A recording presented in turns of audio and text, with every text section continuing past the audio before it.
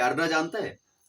तैरना तैरने के लिए आपको कोई स्विमिंग पूल के पास जाना पड़ेगा, नहीं तो कोई तालाब के पास जाके पहले ऑब्जर्व करना पड़ेगा, देखना पड़ेगा। उसके बाद तालाब में उतार के धीरे धीरे करके आपको तैरना सीखना पड़ेगा, तभी जाके आप धीरे धीरे करके तैरना जान सकते हैं, बस सीख सकते हैं। ऐसा ही आप जब अपना प्रोस्पेक्ट के बारे में अच्छे से जानकारी नहीं लेंगे, तब तक आप अपना प्रोडक्ट बना भी नहीं पाएंगे। जैसा तैरने के टाइम आप आसपास का मतलब तालाब के आसपास ही आप तैरता है, उसके बाद धीरे धीरे जाके दूर में जाता है। पहले ही आप दूर में चल जाएगा तो आप डूब के मर जाएंगे, आप फेलियर हो जाएंगे। ऐसा ही आपको जब बिजनेस प्रोडक्ट बनाने जा रहे हैं, उससे पहले आपको प्रोस्पेक्ट का बारे में जानकारी लेना सबसे ज्यादा इंपॉर्टेंट होता है। नमस्कार, मैं दिव्येंदु चक्रवर्ती, इंडिपेंडेंट बिजनेस कंसल्टेंट इन बड़ा बिजनेस। बात होता है जब मैं मेरा कस्टमर का फाइंड आउट करूंगा कैसे, कस्टमर को फाइंड आउट करने का तरीका क्या है। आप सब एग्जांपल दे रहा हूं मैं। रामू एक कपड़ा का मतलब लेडीज गेंजी कपड़ा का बिजनेस चालू किया था। वो क्या किया, लेडीज गेंजी कपड़ा लेके गांव में बेचने के लिए चले गया। गांव में कोई बहू को जाके वो बेचने का कोशिश किया, लेकिन क्या किया, उधर में गांव का बहू का वो तो आदत ही नहीं है ना। जो हमारा जो गांव का देवी जी होता है वो तो कभी भी गेंजी कपड़ा पहन के बाहर नहीं आता है, तो उसका कल्चर का विरुद्ध में है। जब उसका कल्चर का विरुद्ध में है तो वो चीज वो क्यों इस्तेमाल करेगा। उसके साथ सम्मान जड़ित रहता है, मतलब उसके साथ वो सम्मान एक सम्मान रहता है ना। उसके आसपास वो क्या किया, वही गेंजी कपड़ा लेके शहर में गया था। शहर में तो अच्छे से कल्चर है, 10 से 40 साल के बीच में जो हमारा देवी जी है वो तो पहन लेता है, तो वहां में जाके वो गेंजी कपड़ा बहुत ही अच्छे से बिक गया। यही फर्क होता है जी, आपको लोकेशन वाइज आपका टारगेट कस्टमर स्पेसिफिक हो जाता है। तो इसके लिए आपको क्या करना पड़ेगा, इसके लिए आपको बनाना पड़ेगा कस्टमर का पर्सोना। और बात होता है कस्टमर का पर्सोना होता क्या है। कस्टमर का पर्सोना बहुत एक सिंपल चीज है। आप कस्टमर का डेटा शीट तैयार कीजिए। कैसे करके, डेमोग्राफी मतलब बाहर का जो जो चीज है आपका कस्टमर के बारे में लिख लीजिए। फर्स्ट कस्टमर का डेमोग्राफी हो गया। साइकोग्राफी माइंडसेट, साइकोग्राफी मतलब कस्टमर का अंदर का चीज, उसका आदत। तो ठीक है, एक एक करके समझ जाए। पहले डेमोग्राफी में क्या क्या आता है। डेमोग्राफी में आता है एज हो गया, उसके बाद जेंडर, उसके बाद मैरिटल स्टेटस के बाद इनकम रेंज, उसका हॉबीज, उसका इंटरेस्ट। ठीक है, ये सब कुछ आ जाता है डेमोग्राफी के अंदर। उसके बाद साइकोग्राफी में क्या आता है, साइकोग्राफी में आता है उसका माइंडसेट, उसका शेप माइंडसेट। एक बार पहले मैं अगला जो एग्जांपल दिया था उसके थ्रू समझने का कोशिश कर रहा हूं, जो डेमोग्राफी होता क्या है। डेमोग्राफी देखिए, पहले क्या है, एज क्या होता है। उधर में आपका जो स्पेसिफिक टारगेट कस्टमर है, टारगेट कस्टमर का उम्र कितना है। टारगेट कस्टमर का उम्र है 10 से 40 साल का बीच हो गया। जेंडर क्या है, ओमेन, क्लियर हो गया। अच्छा, इनकम रेंज, उधर में जो आपका गेंजी कपड़ा का पहनता है तो आपका गेंजी कपड़ा का प्राइस 500 रुपया के आसपास होगा। तो जिसका महीने का सैलरी 15,000 से 20,000 का होता है वो खरीद सकता है। लेकिन आप जब गेंजी कपड़ा का दाम मिनिमम 10,000 व 5,000 हो जाएगा तो कोई भी किसी का भी इनकम मिनिमम 50,000 से मतलब 50,000 से 1 लाख के अंदर होना पड़ेगा, तभी जाके वो गेंजी कपड़ा आपका खरीदेगा, नहीं तो नहीं खरीदेगा। ठीक है, तो इनकम भी एक बहुत बड़ा आपका प्रोडक्ट, आपका टारगेट कस्टमर के ऊपर माने स्पेसिफिक टारगेट कस्टमर का फाइंड करने के लिए बहुत ही ज्यादा इंपॉर्टेंट है। ओके, इसका होता है हॉबीज एंड इंटरेस्ट। ये जाके आपको टारगेट कस्टमर के पास ही जाके आपको ये डेटा मिल सकता है। आपको टारगेट कस्टमर के पास जाके बात करना पड़ेगा, उसके बाद ही ये डेटा आपको मिल जाएगा। लास्ट चीज होता है जियोग्राफी, लोकेशन। जैसा देखिए, वही गेंजी कपड़ा का बिजनेस आप पहले जेंडर के वाइज गांव में जाके बेचने का कोशिश किया, लेकिन नहीं बेचा, बिका नहीं ना, आपका शहर में आके बिक गया। ठीक है, यही फर्क होता है। उसके बाद लास्ट पॉइंट में क्या क्या, डेमोग्राफी समझ गए आप। लास्ट होता है साइकोग्राफी में होता है माइंडसेट। जैसा गांव में कल्चर नहीं था, इधर में एक कल्चर था। गांव गांव का मतलब वो उसका उसका सम्मान का विरुद्ध में जाता है, विरुद्ध में जाता है ना। कोई आके ऐसे गिंजी कपड़ा पहन के बाहर निकलेगा तो उसके लिए वो अच्छा नहीं होगा, मतलब कोई उसको अच्छे नजर से नहीं देखता है, ठीक है। लेकिन ऐसे शहर में तो कोई प्रॉब्लम नहीं है इसका। तो लोगों का माइंड सेट में बहुत बड़ा फर्क होता है। आप सपोज सोचिए, आप कभी सिनेमा हॉल में गया है, सिनेमा हॉल में पॉपकॉर्न का एक छोटा पैकेट रहता है और एक बड़ा पैकेट भी रहता है। छोटा पैकेट का दाम देता है शायद 80 रुपया 90 रुपया, जिससे 4 गुना हो सकते 3 गुना भी, 3 गुना भी पॉपकॉर्न रहता है जिसका दाम देता है हो सकता है 150 रुपया। मतलब 150 रुपया में आपको 3 गुना दे रहा है और 80 रुपया में आपको 1 गुना मिल रहा है। तो इसका फर्क क्या होता है? इसका फर्क होता है साइकोग्राफी, मतलब आपका माइंड सेट में फर्क होता है। एक क्लियर हो गया। लास्ट होता है कस्टमर पर्सोना कैसे करके बनाना पड़ता है, ये आप सीख गया। इस बार होता है कि कस्टमर बिहेवियर कैसे करके समझे, कस्टमर का बिहेवियर कैसे करके फाइंड आउट करे। अच्छा, मैं अब जियो कंपनी के बारे में तो आपसे सुना ही होगा। जियो कंपनी के बारे में मैं जियो कंपनी का बोलने से पहले आपको स्टोरी सुनाना चाहता हूँ। एक बार एक नदी बह रहे थे, उसमें ना एक कांगड़ा बीच है, नदी में ऐसा गिर गया था, मतलब नदी में गिर गया था, वो मरने का कगार में आ गया था। उस टाइम एक गुरुजी वही नदी में स्नान करने के लिए आ गया।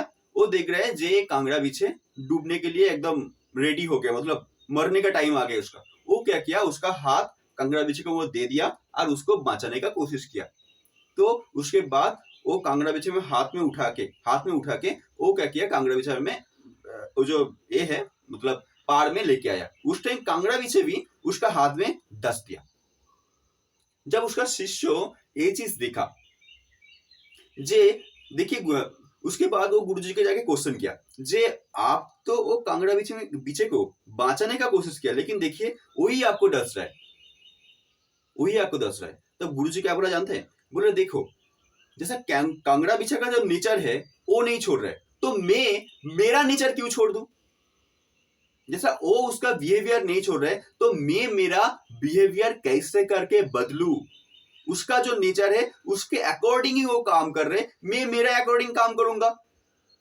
फर्क समझ पा रहे? जे आपको आपका कस्टमर को बदलना नहीं है, आपको आपका कस्टमर को समझना है। जब आप आपका कस्टमर को समझ जाएंगे तभी जाके सब कुछ बदल जाता है। मतलब आप आपका बिजनेस भी बहुत अच्छे से कर पाएंगे, आपका प्रोस्पेक्ट को जब आप समझ पाएंगे। ये जियो का केस स्टडी के साथ में समझने का कोशिश करो। जैसे सपोज सोचिए, जियो 2016 में मार्केट में लॉन्च हुआ, आज 2022 चल रहा है। 2022 में जियो का 50% से भी ज्यादा मार्केट शेयर हो गया। ये कैसे करके हुआ? जियो एक प्रॉब्लम सॉल्विंग प्रोडक्ट लेके आया, ये मैं मान रहा हूं, लेकिन सपोज सोचिए प्रॉब्लम सॉल्विंग प्रोडक्ट से ही भी मार्केट पूरा कैप्चर हो जाते हैं। जियो क्या किया? जियो दो चीज किया। पहले आपका डेटा का रेट कम से कम कर दिया, मतलब जो डेटा 1 GB का 150 रुपया में था वो आपको 1 GB हर दिन में मिल रहा है, वो भी 28 दिन तक, जिसका दाम रहे 200 रुपया के आसपास। अभी तो 220 रुपया का हो गया, ठीक है। और उसके साथ साथ क्या किया? उसके साथ साथ जियो क्या किया, जियो डेटा का रेट कम से कम कर दिया। उसके बाद जो कॉल का रेट 10 रुपया 20 रुपया था, वो तो बहुत मिनिमम था ना, लेकिन उसको भी जीरो कर दिया।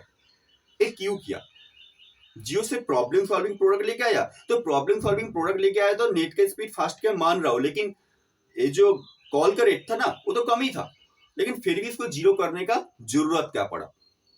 देखिए, पहले मैं डेटा का लेता हूं। आप सपोज सोचिए, आप फेसबुक करते हैं, आप आपका जानू को मैसेज करते हैं, ठीक है, जानू को मैसेज करते हैं, लेकिन जब देखिए 7 से 8 सेकंड के बाद ही मैसेज रिप्लाई नहीं आ रहे, तब बहुत ज्यादा परेशान हो जाता है। हो सकता है आपका जानू मैसेज कर दिया लेकिन आपके पास आने में देर हो रहा है, तो आपका पेशेंस का कमी रहता है। जब आपका पेशेंस का कमी रहता है तब जाके आप सहन नहीं कर सकते जी इतना देर क्यों हो रहा है, जल्दी क्यों नहीं हो जा रहा है, ठीक है।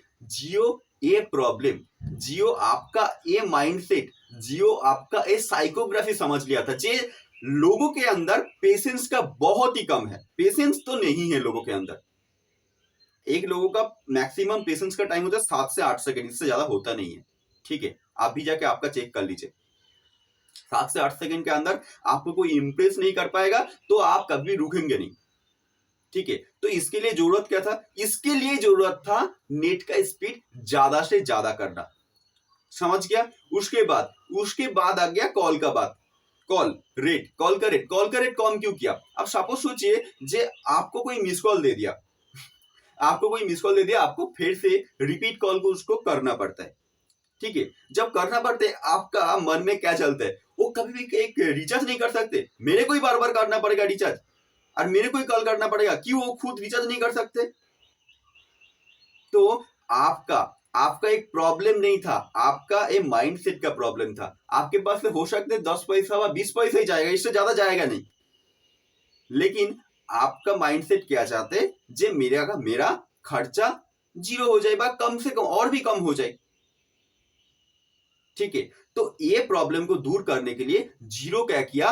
पूरा कॉल का जो रेट है वो जीरो कर दिया। इससे क्या हुआ? उसका मैक्सिमम से मैक्सिमम मार्केट शेयर 1 से 2 साल के अंदर ही हो गया। सिर्फ प्रॉब्लम सॉल्विंग प्रोडक्ट बनने से कुछ नहीं होता है। आपको उस प्रोडक्ट का कस्टमर बिहेवियर के अकॉर्डिंग ही मार्केट में पोजीशनिंग भी करना पड़ेगा। मैं एक कैंपेन के बारे में बोल रहा हूँ। एक कैंपेन था पोलियो कैंपेन का। जब पोलियो पहले मार्केट में आया था, उस टाइम क्या था? उस टाइम अमिताभ बच्चन ने पोलियो कैंपेन का लीड किया था। ठीक है, लेकिन शुरुआत में कोई भी पोलियो खाने के लिए आता नहीं है। जो हमारा जो गांव का बहू है और उसके बाद जो उसका बच्चा है, तो बच्चा को ही पोलियो खाने का जरूरत पड़ता है, लेकिन उसका माँ जी जो है वो पोलियो खाने के लिए कभी भी उसका बच्चा को लेके ही नहीं आता है। जब इसको अच्छे से रिसर्च किया गया, जब अमिताभ बच्चन को WHO बोला था कि उसको विश्वास किया था, जे बोल रहे हैं आप जाके देखिए क्यों नहीं आ रहे वो लोग, प्रॉब्लम क्या है।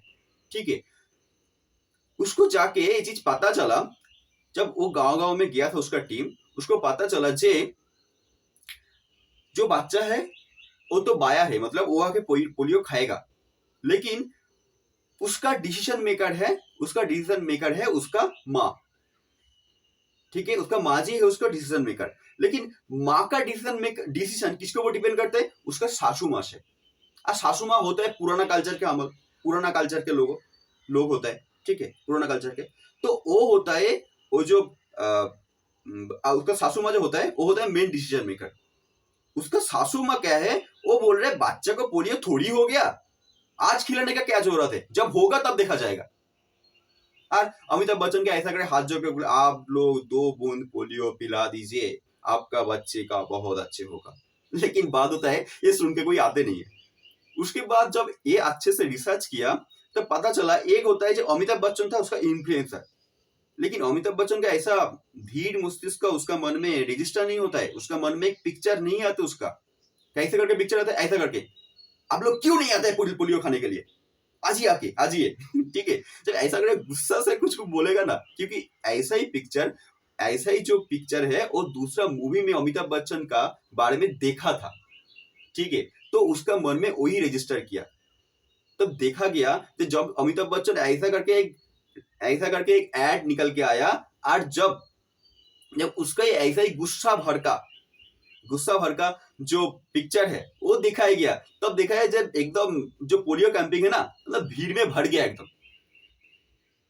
तो माइंड में जो रजिस्टर किया जाता है, मतलब माइंड का जो मेमोरी है ना, उसमें कस्टमर का जो रजिस्टर हो जाता है, मतलब जो पिक्चर रह जाता है आपका प्रोडक्ट के बारे में, ऐसा ही आपका जो बायर है और जो डिसीजन मेकर है ऐसा करके डिसीजन लेगा।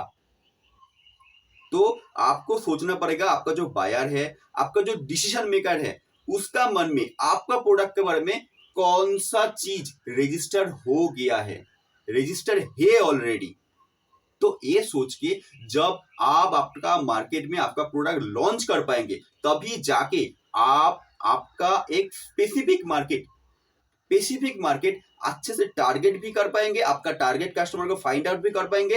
आपको इधर उधर भटकना नहीं है, आप जाके आपका टारगेट कस्टमर को फाइंड आउट करके उसके जाके सामान बेच सकता है, तो आपका मनी एंड टाइम दोनों चीजें बच जाएगा। ठीक है, बहुत अच्छे से वीडियो को एक बार नहीं 2-3 बार देखिए, ये वीडियो का दो ही पॉइंट है। फर्स्ट है कस्टमर पर्सोना, सेकंड है कस्टमर बिहेवियर। ये दो चीज को बहुत अच्छे से आप देखते रहिए और ऐसा ही आप भी आपका बिजनेस का जो प्रॉब्लम है वो बिलियनियर प्रोफेसर के पास सीखना चाहते हैं, जो नीचे दिया जो बोर्ड लाइन नंबर है इसमें जाके कॉल कर लीजिए। मैं और मेरा एंटायर टीम आपको मदद करूंगा कैसे करके आप आपका स्पेसिफिक कस्टमर को फाइंड आउट कर सकते हैं। बहुत बहुत धन्यवाद ये पूरा वीडियो को देखने के लिए। ये वीडियो का जो लर्निंग है ये आपका जिंदगी में इम्प्लीमेंट करने के लिए आपको हृदय की गहराई से बहुत बहुत धन्यवाद। Thank you so much.